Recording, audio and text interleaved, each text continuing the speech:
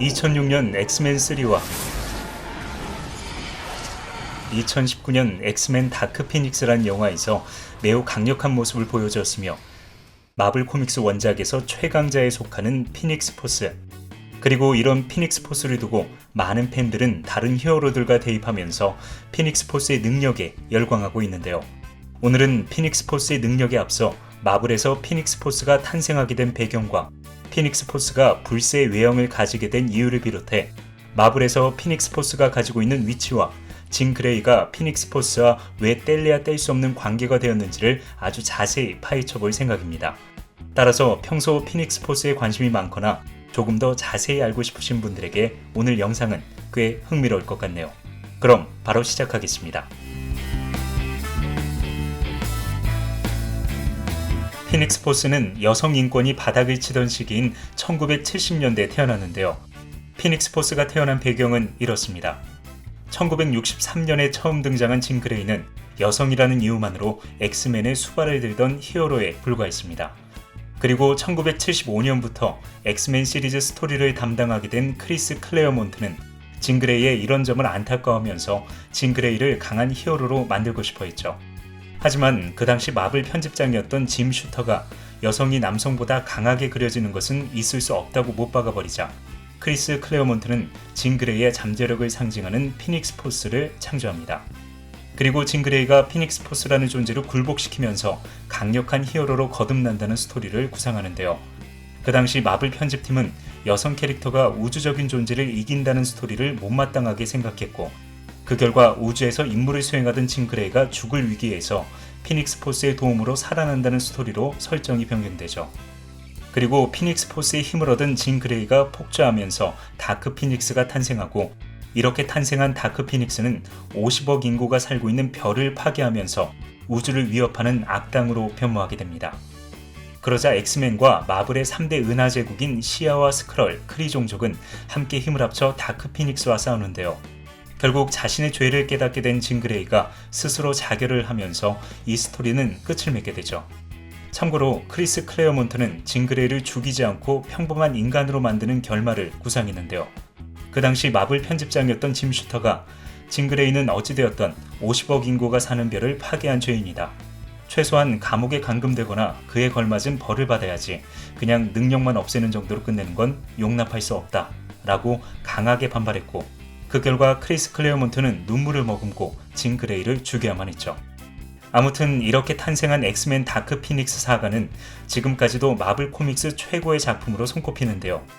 그 이유는 그동안 코믹스에서 완전히 죽지 않았던 히어로들이 이 작품을 계기로 죽을 수도 있다는 것을 독자들에게 각인시켰기 때문이죠. 또한 피닉스 포스라는 강력한 존재를 탄생시켰으며 진 그레이를 인기 캐릭터로 변모시키고 마블의 3대 은하제국인 시아와 스크럴, 크리 종족의 토대를 다졌습니다.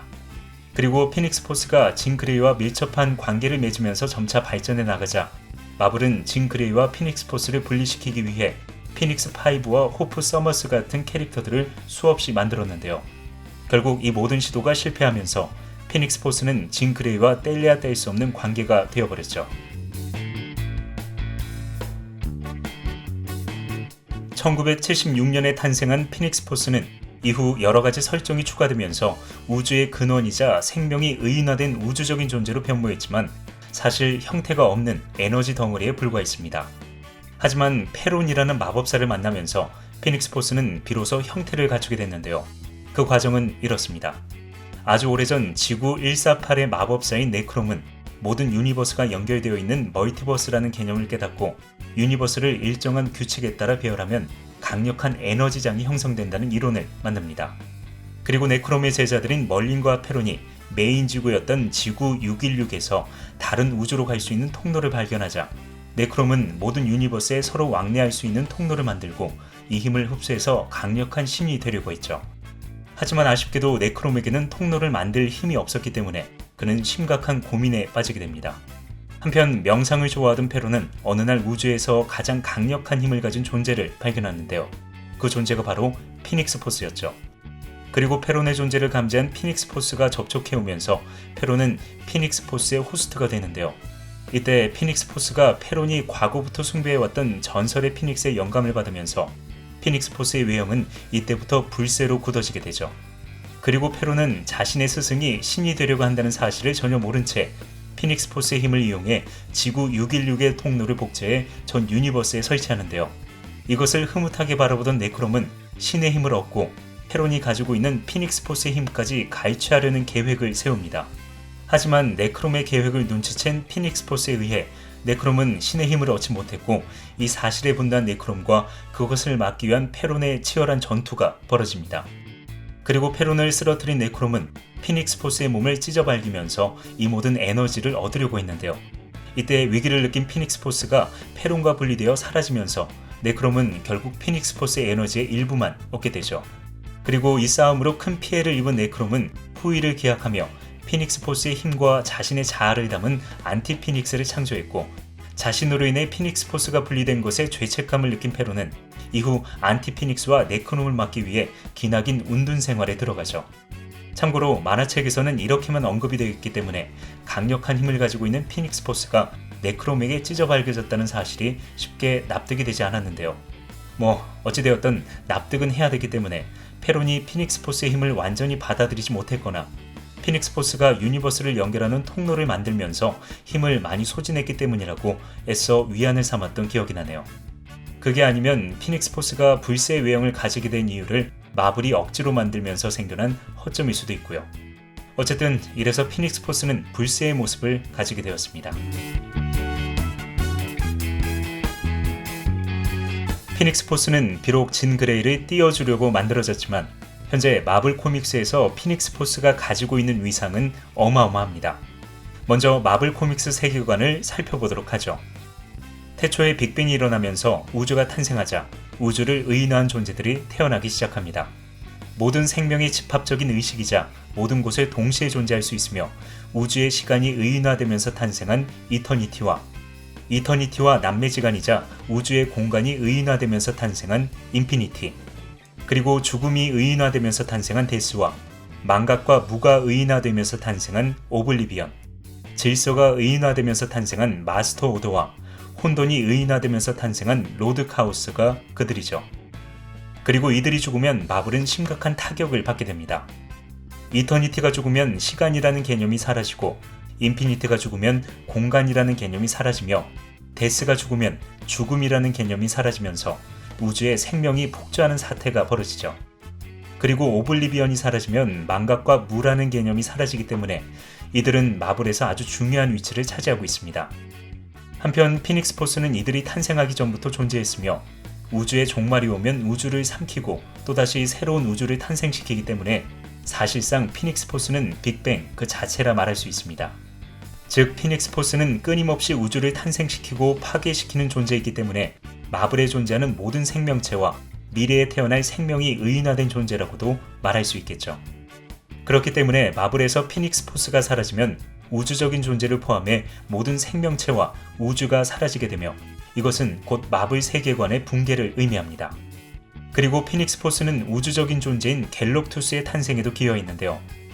갤럭투스는 행성을 파괴함으로써 우주 생명에 불꽃을 피우는 역할을 하고 있으며 몸 안에 아브락사스라는 존재를 봉인하고 있기 때문에 만약 그가 죽으면 아브락사스가 풀려나와 우주를 파괴해버립니다. 이렇듯 갤럭투스가 파괴를 통해 우주의 생명을 불어넣고 있다면 피닉스 포스는 마블 멀티버스에 해를 입히거나 필요가 없다고 느껴지면 우주와 차원을 가리지 않고 파괴하는 일종의 백신 역할을 하고 있는데요. 피닉스 포스는 다른 우주적인 존재와는 달리 의지와 감정을 전혀 가지고 있지 않기 때문에 무조건 그가 하는 일이 결코 옳다고만 볼 순 없습니다. 피닉스 포스 입장에서는 지구를 가장 많이 파괴하는 종족이 인간이기 때문에 아무런 감정 없이 인간들을 소멸할 것이며 우주로 나와서는 우주와 환경을 파괴하는 수많은 종족들을 학살하고 다니겠죠. 물론 피닉스 포스의 행동이 옳을 수도 있겠지만 결국 우주엔 파괴를 하지 않는 존재만 살아남게 될 것입니다. 그리고 더 이상 소멸시킬 것이 없어지면 피닉스 포스가 우주를 집어삼키면서 또다시 우주는 멸망을 하게 되겠죠. 그래서 피닉스 포스는 자신의 힘을 효과적으로 써줄 호스트들을 찾아다닙니다. 하지만 피닉스 포스와 호스트가 완벽하게 결합하지 못하고 폭주하게 되면 다크 피닉스가 탄생하게 되며 그 반면 완벽한 결합이 이루어졌을 때는 화이트 피닉스 오브 더 크라운이라는 존재가 탄생하는데요.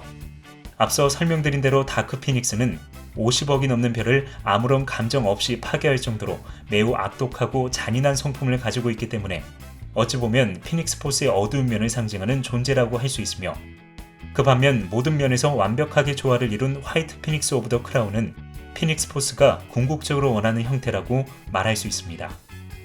하지만 이 경지까지 오른 인물은 진 그레이와 호프 서머스 정도밖에 없었기 때문에 사실상 피닉스 포스의 호스트들은 피닉스 포스의 소프트웨어 역할을 한다고 보시면 편할 것 같네요. 오늘은 마블 코믹스에 피닉스 포스가 탄생하게 된 배경과 피닉스 포스가 불새의 형태를 가지게 된 이유를 비롯해 피닉스 포스가 마블에서 가지고 있는 위치와 존재 이유를 소개해드렸는데요. 다음 시간에는 피닉스 포스의 호스트들과 피닉스 포스의 능력을 아주 자세히 살펴볼 생각입니다. 따라서 오늘 영상이 재밌었다면 다음 영상도 기대해 주시기 바랍니다. 지금까지 히파라치였습니다. 재미있게 보셨다면 좋아요, 구독 부탁드립니다.